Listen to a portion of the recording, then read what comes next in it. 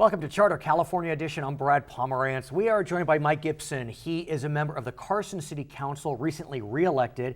He's a declared candidate for the California State Assembly in District number 64, which is what? Which takes in Watts, Willowbrook, Compton, Carson, to the Port of Los Angeles through Wilmington. Okay, it's a big district. It's a great district. The incumbent, can we say there is an incumbent, or is it a completely new district? It's a pretty much a new district through the reapportionment, right. The redistricting. It's presently represented by Assemblyman Isidore Hall, who's done a fantastic job. Right, and he's been termed out. Termed out. So he has the majority of the district? Yes, absolutely. It's fair to say? Okay, well, Absolutely. Let's talk about Sacramento. Yes. I think it's fair to say, and this is what I've heard, I'm not taking a position, but Sacramento has waged a war on cities. Sacramento voted to eliminate redevelopment. They recently voted to all but eliminate enterprise zones. It's a completely different beast now. And what we know is that the folks that are voting for these eliminations, many of them were members of city councils. Many of them used redevelopment as a tool to revitalize. Many of them had enterprise zones in their communities. And yet they're still voting to eliminate programs which cities love. Mm-hmm. You're a city council member. What's your sense? Or am I completely off base and you know what? Good. They were programs rife with abuse. We should have gotten rid of them anyway. No, I disagree. Carson, in fact, was the poster child for why redevelopment should exist out of the 400 cities that were eliminated and affected by the elimination of the redevelopment. We used our money effectively to create opportunity to eliminate blight, and what the opportunity we created was jobs through businesses to take care and eradicate the blight, create businesses that's going to employ people from our community and add back into the city of Carson's economy. That's why we're sitting on $33 million as a budget reserve. We've not laid off one employee, and we're doing well, and businesses want to come to the city of Carson. So now, as it relates to enterprise zones, Carson was not an enterprise zone, but other cities, they need it. Those are the mechanisms in which businesses can come to a particular city and provide the jobs and the infrastructure that cities need. Here's the challenge. You're a member of the Democratic Party. Yes. It's the Democratic governor who is advocating to eliminate redevelopment and all but eliminate enterprise zones. And when you look at the votes, virtually every Democrat supported the elimination and or overhaul. One Democrat I know didn't support the elimination of redevelopment, Anthony Portantino, and he got put in the back basement. and so presumably you sound like a fan of these programs, but yet, party discipline is enforced. So how do you go up to Sacramento and say enough is enough? And I'm just playing out the argument. We can't continually to balance the budget of California, of Sacramento, on the backs of cities. Relegate me to the back room, because if there's an attempt while I'm in leadership or a member of the state assembly, of the legislature, then I will be a no vote when it comes down to trying to eliminate enterprise zones that cities desperately need it. Listen, Brad, I'm a local elected official, so I understand what it means to balance a local budget, parks, and play for public safety and things of that nature, and try to eradicate crime. So I'm going to be a strong advocate because I have 9 years of experience in my third term on the city council. So I understand it. So I go to Sacramento with a sense of understanding the infrastructure and what cities needs. And so if in fact that means to relegate me to the dungeon or whatever, then make room, because I'm coming there. It's the wrong thing to do. Okay, I want to talk to you about an issue that continues to be on the top of many minds, although some would argue it's been pushed to the back burner, and that's gun control. Yes. We know that over the last decade or so, there have been tremendous tragedy befallen on our nation, from Columbine to Virginia Tech, Congresswoman Gabrielle Giffords in Tucson, the Milwaukee massacre at the Sikh temple, recently at Sandy Hook in Connecticut. And despite all of these incidents, for better or for worse, that's for someone else to decide, we have not seen significant national gun control legislation. Recently, there was what we thought was a grand compromise in the United States Senate, and ultimately it couldn't sustain a filibuster. In the backdrop, though, we have California, which arguably has some of the strictest gun laws in the country, and Sacramento is moving forward to become even stronger on questions of gun control. What's your sense of the schizophrenia? One, I think California certainly have led the way through its leadership by being the trendsetter for the entire country. Senator Feinstein has a bill 150 that's in committee, and I'm hoping that it gets out of committee and actually go to a floor for a vote. Is this assault weapons ban? Absolutely. Sir, I mean, with all due respect, the assault weapons ban passed in the 90s. It essentially got killed earlier this year. I think I got 40 votes. And it may be a wonderful bill. I have no idea. Sure. But they got to get 60 votes to get movement on anything related to gun control. They only got 54 or 55 on the grand compromise. It didn't even include assault weapons ban. Is it worth putting your effort behind something like this? I think it's worth saving the children's lives that are dying on a daily basis. California had 1,220 murders in 2011.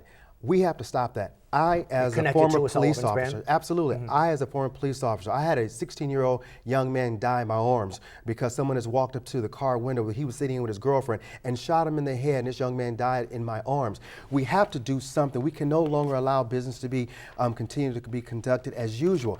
People are dying. When you mention Sandy Hook and all those other tragedies that have happened in our country that receive national attention, we have to get the guns out of the hands of people that should not have access to guns. I support the Second Amendment, the right to bear arms, but we have to make sure that gun control is real control and we don't have criminals having access to it. We don't manufacture these guns in our community. These guns come out of our community, into the hands of gang members and things of that nature, destroying people's lives, destroying hopes and dreams. We have to do something as a government. But let's presume that California continues to march down the path of more restrictive gun laws. Maybe a great idea, but California has a couple borders around its midst. Sure. It has Arizona and it has Nevada, not known for strong gun control legislation. It also has Mexico right below it. Absolutely. So, we're not going to put up a border fence between Arizona and California. No doubt we won't between Vegas and California. Absolutely not. Query whether it's even worth it.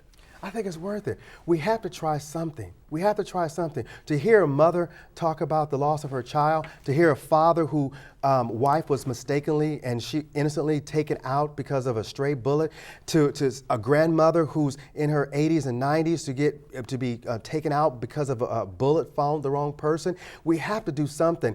Doing nothing is not good enough. And so I support a particular ban to eradicate in the city of Carson those individuals to seek bullets or purchase bullets. They have to go through a 10-day cooling off period, make sure there's no felonies, making sure that you have the right to purchase bullets in the city of Carson. The retailer has to pay $1,000, and also the person also has to go through a background check, and now that bullet will be labeled with a number that will be traceable to you. That's Carson or California?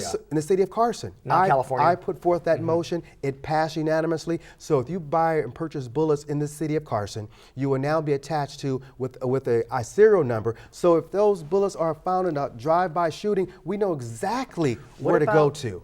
But there are some members right now that are talking about taxing bullets, and those are folks in Sacramento right now. I'm not sure taxing bullets actually save lives. I want to look at a creative way to actually save lives, get guns out of the hands of people that should not have these guns or have access to these guns. And I think that's the most prudent kind of way. Unless I know where the funds are going to be driven to, then that may be another What about different mental discussion. health? Mental health, just like what has happened in the past, those individuals had signs of some problems mentally. And I believe that we should support those individuals by making sure they get help, whoever they may be. Because they have warning signs and they give off and project those warning signs, and those individuals should get the kind of help they need so it won't repeat the past. Okay, his name is Mike Gibson. He is a member of the Carson City Council. He is running for the California State Assembly in the 64th Assembly District. That election will be held in June 2014. I'm Brad Pomerance. We'll be right back on Charter California Edition.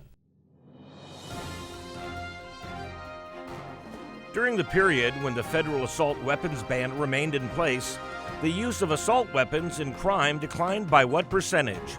15, 33, 50, or 70%? According to the University of Pennsylvania and the United States Department of Justice, the use of assault weapons in crime declined by 70%. Welcome back to Charter California Edition. I'm Brad Pomerance. Our guest is Steve Madison. He's a member of the Pasadena City Council. And sir, I want to speak with you about cities and how cities have been treated, I guess you could say, in Sacramento.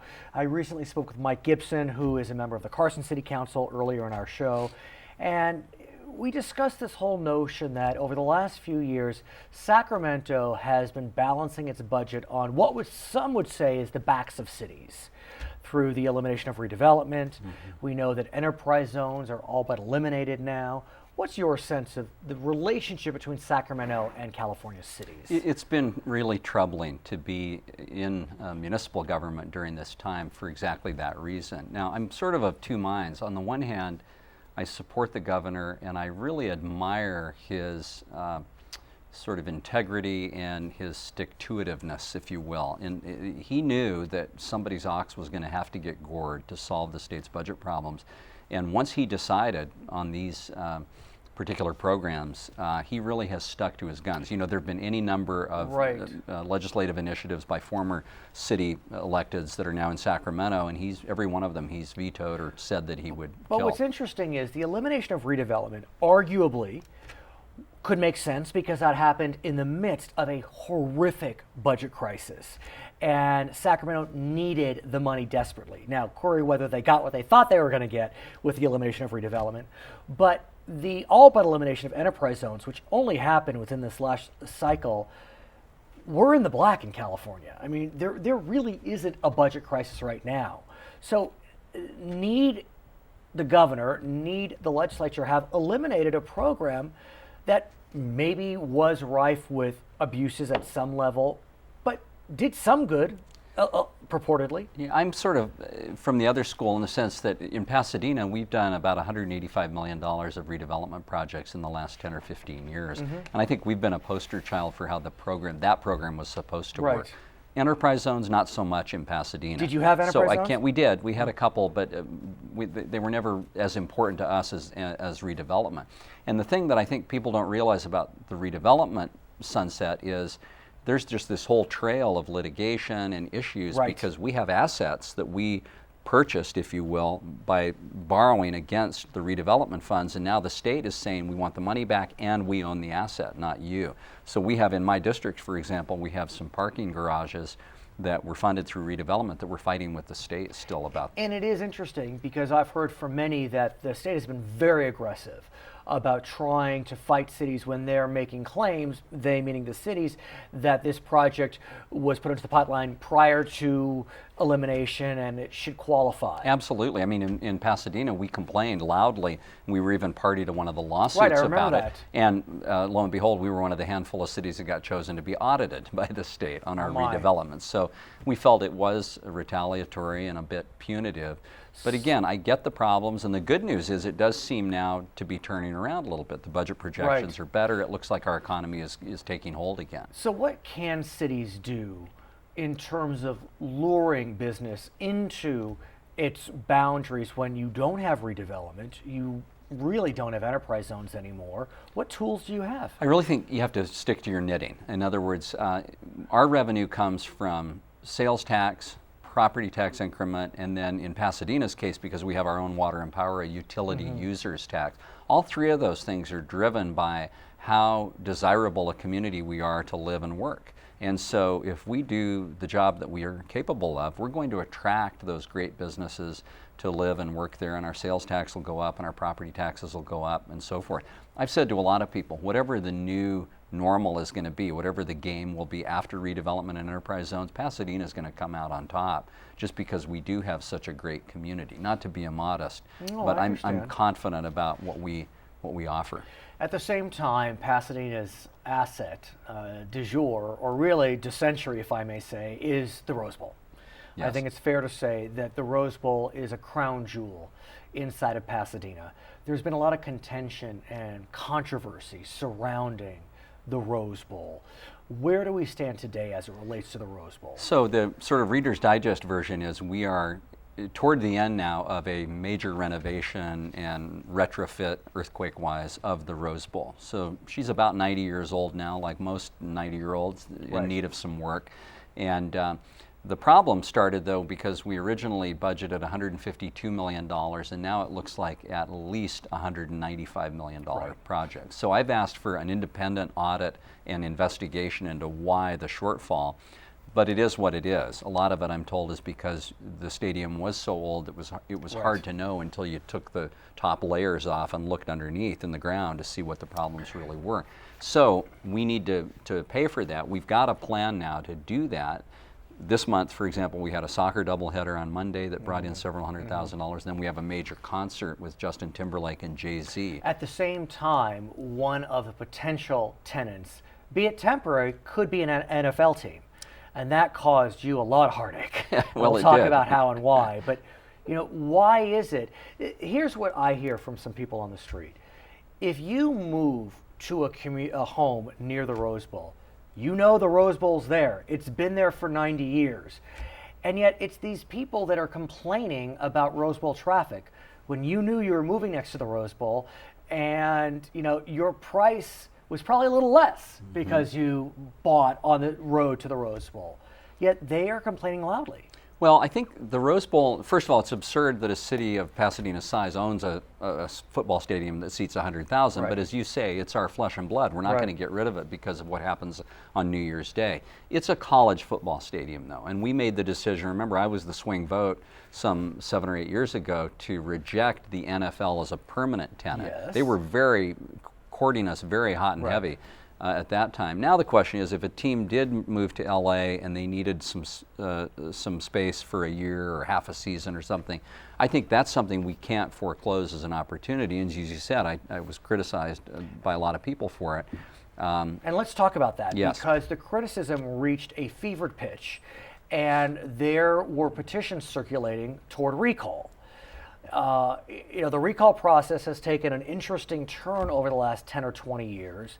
It had initially been perceived to be one that should be used for malfeasance, not so much disagreements on policy positions, but in your case, it was used as a weapon. Talk to me about that process, and I will say the punchline, which is they did not qualify the signatures. Indeed, and I was grateful for that, but it was a small group of people who have been politically opposed to me for years. I joked about this recall that the website they used, Recall Steve Madison, is one that they've actually owned for 8 years. And so it's sort of like one of those stores that has a permanent, going out of business sales sign.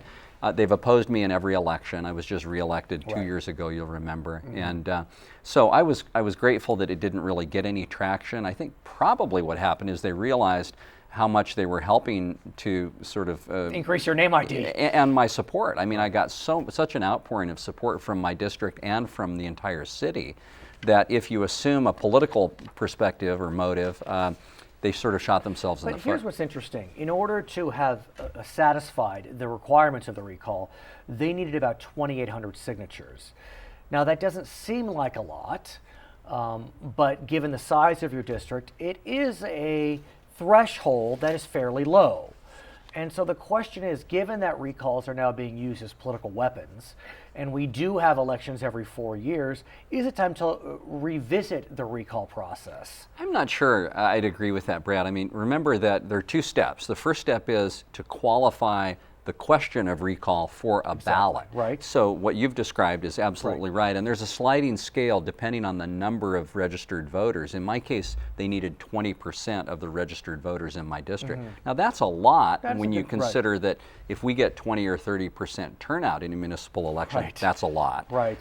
So it actually is a high standard, and as you say, it should be a high standard because you have an opportunity to recall your elected officials every time they're up for re-election. Okay, his name is Steve Madison. He is a member of the Pasadena City Council. When we come back, we'll be speaking with the prosecutor, the city prosecutor for the city of Long Beach, about a neighborhood program which was award-winning.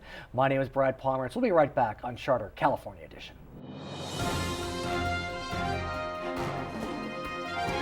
According to the FBI, how many active gang members operate in the United States? 675,000, 925,000, 1.4 million, or 1.85 million. The FBI reports that in 2011, there were approximately 1.4 million street, prison, and motorcycle gang members affiliated with more than 33,000 gangs in the United States. It's Charter California Edition. I'm Brad Pomerance. Our guest is Doug Haubert. He is the city prosecutor for the city of Long Beach, and I must say congratulations is in order. Recently, you traveled to Minneapolis, and your office received a Neighborhood USA Best Neighborhood Program Award. You were a finalist, third place. Congratulations. Thank you very much. What We're is very it? proud of the award as well. Well, we were selected as one of the best neighborhood programs for our gang prevention strategy here in Long Beach. And as I understand it, you were the only public safety program We were. to win an award. We so were. that says a lot. We were. And in Long Beach, that is part of a strong neighborhood strategy, is making sure that it's safe. And in Long Beach, we do need to do everything we can do to make our neighborhoods as safe as possible. And I wanted to talk to you about this program because obviously it's received national acclaim, and a lot of cities are really doing their best to take affirmative steps to improve the quality of life. And like you said, gang suppression intervention, it's a quality of life issue. Right, and it's not an either or. It's not just strong enforcement, it's not just strong intervention efforts. They can both go hand in hand, and that's what our office does. It combines the two. So you have a three-prong approach, and I thought for our viewers we would go through each prong to show why the Neighborhoods USA program picked you for acclaim. So let's start with the first prong, which is known as suppression. Right, and it really starts with a very aggressive, on-the-streets police and prosecution effort. It focuses on our gang injunction program here in Long Beach. We have a very active gang Let me injunction interrupt if I may, because for some people they may not know what a gang injunction is. I know it got a lot of headlines in the last 10 years or so because there were constitutional attacks against them. I believe they started in Los Angeles, but give us a sense of what they are. Well, you're absolutely right, and there's been a strong growth in gang injunctions in the last 15 years, and Los Angeles was certainly one of the pioneers of that growth. But a gang injunction is a civil court order. When a gang exists, not only does that gang conduct themselves in a criminal way, but they also engage in public nuisance activities that by itself does not appear to be criminal act, such as congregating in parks, alleyways. You may not catch them selling drugs, but that's what they're there for, that they're loitering for drug activities.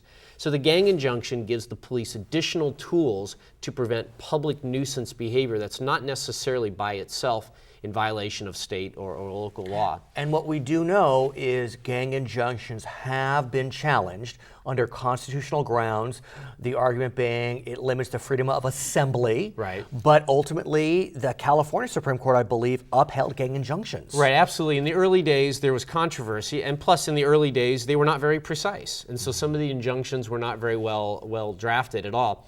But the courts have now accepted it, and I think the common theory is that gangs do more than just commit crimes. They commit an environment that's unsafe, an environment that creates blight, an environment that makes people feel like they have to stay inside their houses and not go outside. So what are the numbers for Long Beach in terms of gang injunctions? Well, I can tell you, as far as gang injunction arrests, in 2009 we only had 35 gang injunction arrests. Last year we had 269 gang injunction arrests. It's a big spike. Now, there aren't more gang members, and I don't think there's any more gang activity. What it is we're catching gang members that are violating the injunctions.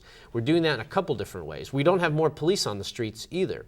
But what the police have done, working with our office, is use technology to put the information, the terms of the gang injunction, who's on the gang injunction, their photographs, put it actually in the patrol car. By doing that, you actually turn a patrol officer into a gang officer, into a gang detective. And that's helped us in Long Beach do more of a suppression effort. But that's only the first part of our program. The second prong? Well, the second part is what we call intervention, and it's not just suppressing the gang activity, it's preventing them from recruiting new gang members. We have a very strong anti-truancy program here. It's a partnership between my office and the school district. We go after chronic truants at the earliest ages, because if they're missing a quarter of the school year or a third of the school year, when they're in 5th grade and 6th grade and 7th grade, we know based on past statistics that that person is very, very likely to drop out of school. Maybe drop out as early as 7th and 8th grade, but certainly not finish high school. And those people are prime candidates to be recruited by gangs. And if you don't get a high school degree at least, you're in a statistical category that's going to be more likely to be engaged in crime, more likely to be engaged in substance abuse, Right. and a number of other things that we just need to make sure that they stay in school to keep them on the right So track. tell us about the program known as PACT. It stands for Parent Accountability and Chronic Truancy. And we work with the school districts to identify those at-risk students, the ones that are missing school. And we actually meet with the parents. Now, the parents have already met with the school district. That doesn't always solve the problem. But by meeting with the prosecutor, we send the message that if your child is not in school, you, the parent, can be prosecuted. Which is tricky, if I may say, as a parent. The reality is some children, especially as they march through their teen years, can be difficult to manage. And Well, our program is K through 8. So high school is not part of the PACT program. well, but still, there can be some big 14-year-olds. There are, and one of the things we look at is the history. And if it's someone who in 8th grade all of a sudden has a problem going to school, we'll treat that differently than someone who's in 3rd and 4th and 5th grade. We have 2nd graders who live across the street from the school, and their parents simply aren't walking them across the street Right. to deliver them to school on time. That's a problem. It may not be a problem this year. It may not be a problem next year. 4 or 5 or 6 or 7 years from now, we're going to be paying for it as a society if we don't address that truancy now. The third prong deals with reentry. And in a lot of ways, it's, to me, one of the most inspirational prongs because you are helping former gang members retrieve their lives, take their lives back. Absolutely, and some people grow out of the gang life. Those that aren't killed by the gang life, they get older, some of them get families, and they've decided they want to leave the gang life. We're there to help them do that. And we have partnerships with some of the church groups in town. Some of the neighborhood organizations have come forward with people and they say, you know what, this person's no longer involved in the gang and they want to remove themselves from the gang environment and they want your help to remove them from the gang injunction. And that's the key. That's one of the keys. You remove them from the gang injunction so they aren't always under the kind of purview of a patrol officer looking to see, is this man or woman acting appropriately? Absolutely. If they've earned their way off the gang injunction, I will remove them so that the court order no longer applies to them. And I believe it's happened. It has, in at least 6 occasions Right. already, and we have about 10 in the works. But here's what they have to do, though. 4 things. First, they have to come forward with 2 community sponsors that will vouch for their sincerity. Not just, I'm not going to take their word for it alone. I want them to have 2 other people that they've convinced that they're sincere in this, people that I may know or that are known in the community. Second, they have to be going to school or work full-time or some combination thereof. Because if they're just at home being idle, they're more likely to be engaged in bad activities. Third, they have to engage in some level of community service because by being a member of a gang for 2 or 3 or 4 years, they've taken something from the community. Right. This is their way to give it back. And it's also their way to earn their way off the injunction. It's not given to them, they earn it. And the 4th thing is they have to completely disavow and disaffiliate from the gang. Often they have to remove their visible gang tattoos and they're willing to do that. And let's talk about that because that in so many ways is it's a branding that's so hard to shed, both literally and metaphorically, but you're helping them shed it with the assistance of organizations like Homeboy Industries, which I know well. Right. Tell us about that. Right. Well, they've been wonderful, I have to tell you. Father Greg Boyle and his staff at Homeboy Industries, they've allowed us to bring gang members from Long Beach there to have their tattoos removed for free. No cost to the people at all. They have great equipment, high-tech equipment. And it's a laborious process. It's It painful. could take several months. And, to explain it, if you may. Well, the sessions are rather brief. It could be a 2 or 3 or 4 minute session, but then they're done for until the next month. They have to come back every month because they need time for it to heal, and then they come back the following month and get a little more removed, come back the next month. It could take 6 or 8 sessions before the tattoo is removed. That's one tattoo. But they could do multiple tattoos, okay. multiple areas. But once it's removed, they essentially have a fresh start. Right. They're no longer tagged in that gang. And they can walk down the streets and people don't identify them necessarily as members of this gang or that gang. Right. They've now assimilated into society. Well, congratulations again. His name is Doug Haubert. He's a city prosecutor for Long Beach. His office recently won a Neighborhood USA Award. I'm Brad Pomerance. You are watching Charter California Edition.